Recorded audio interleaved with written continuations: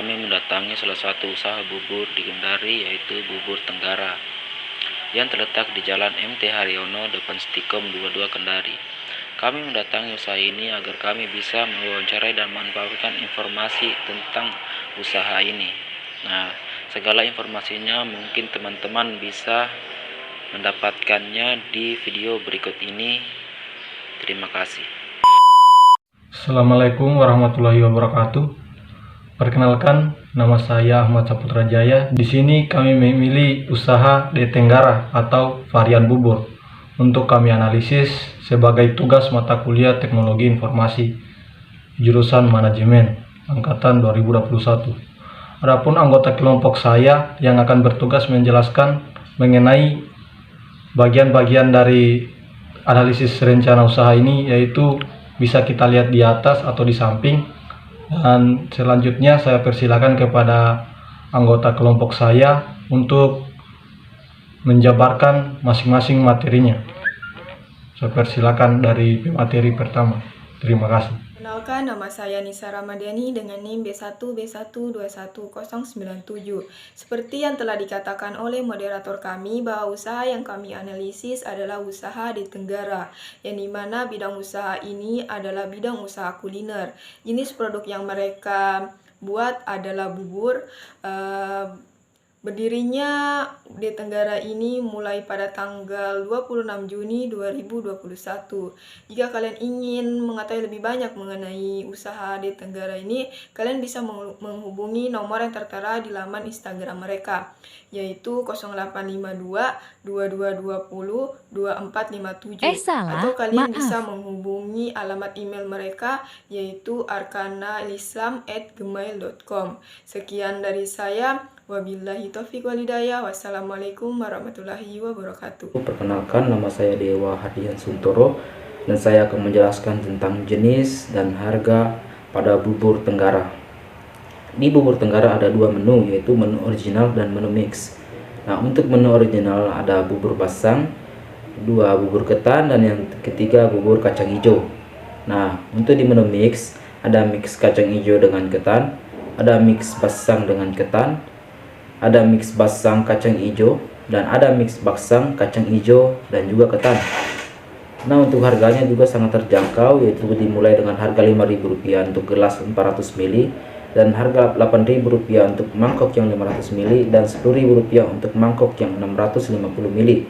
Nah, itu saja yang bisa saya jelaskan dan semoga bermanfaat. Terima kasih. Di sini saya akan memaparkan materi tentang bahan yang digunakan dalam pembuatan bubur Tenggara. Yang pertama itu bahannya itu ada kacang hijau, kedua ketan, ketiga jagung, keempat kelapa, kelima itu susu, keenam gula, keenam gula pasir, ketujuh daun pandan, dan yang terakhir adalah gula merah. Di sini saya akan melanjutkan presentasi tugas teknologi informasi. Saya akan melanjutkan slide ke-4, di mana di situ tertera ada gambar produk. Yang saya akan jelaskan yaitu gambar produk yang di sebelah kanan sekali.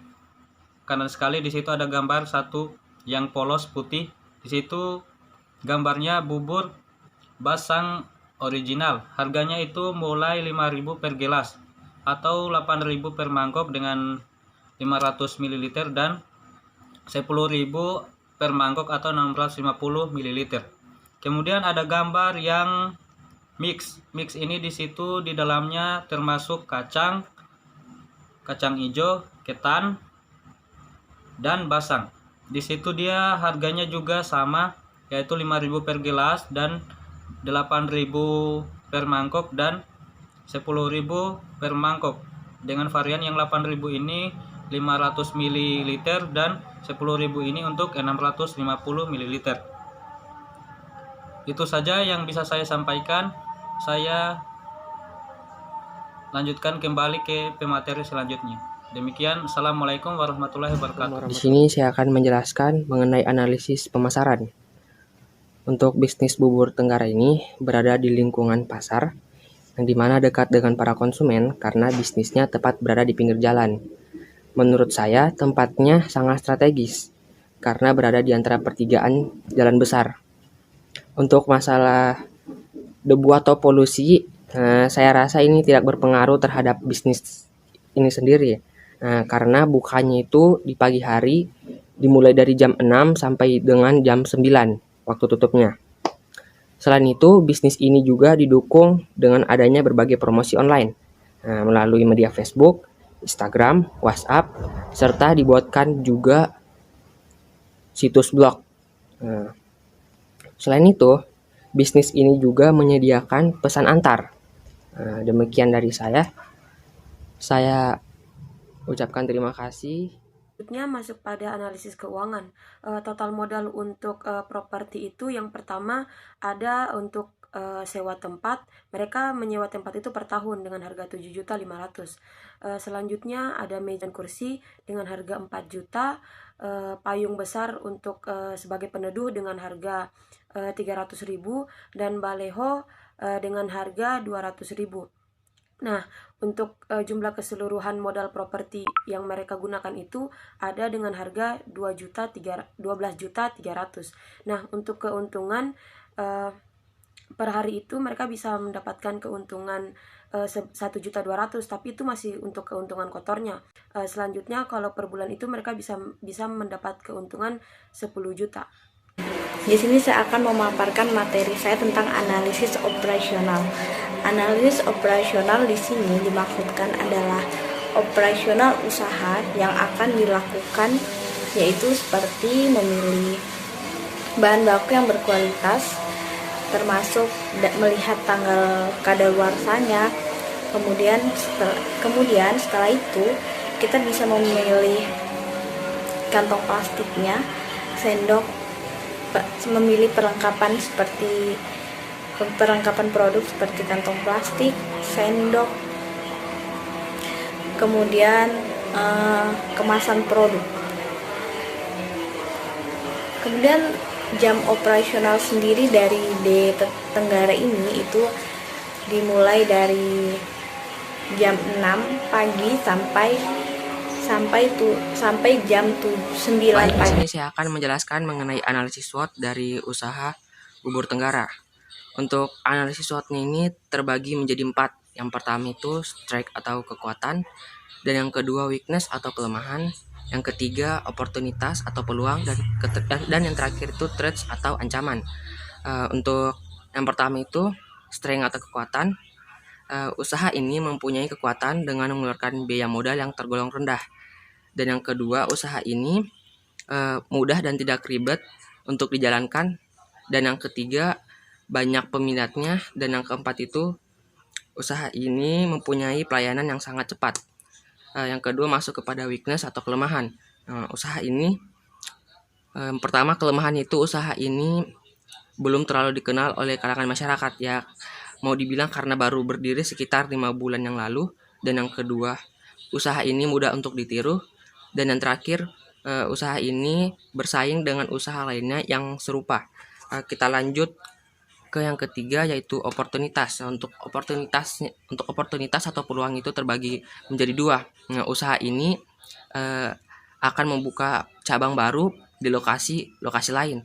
Dan yang kedua, usaha ini digemari oleh masyarakat. Baik, kita masuk ke yang terakhir, yaitu threats atau ancaman. Untuk ancamannya di sini terbagi menjadi 3. Yang pertama, kebijakan pemerintah yang berubah terkait harga bahan baku dan dapat mempengaruhi operasi secara negatif.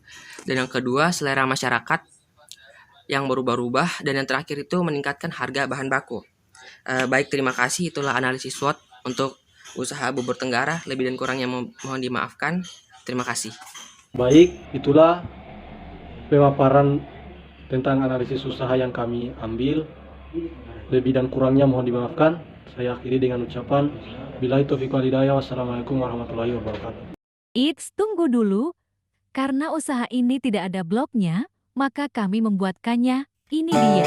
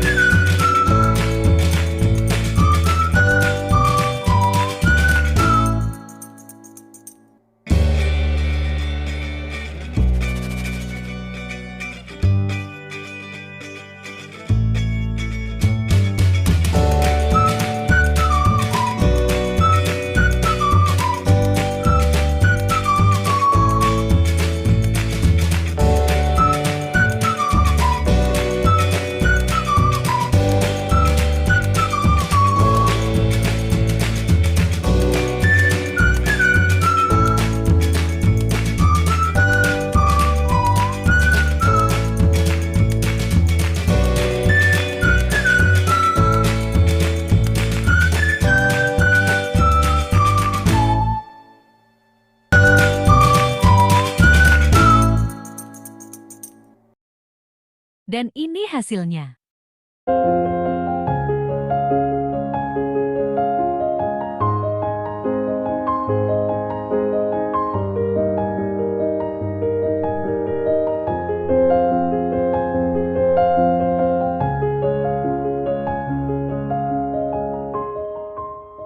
Bagaimana? Tertarik sama buburnya toh? Datang mi beli. Nah, enak sekali Ji. Masih kurang percaya? Ini testimoninya teman.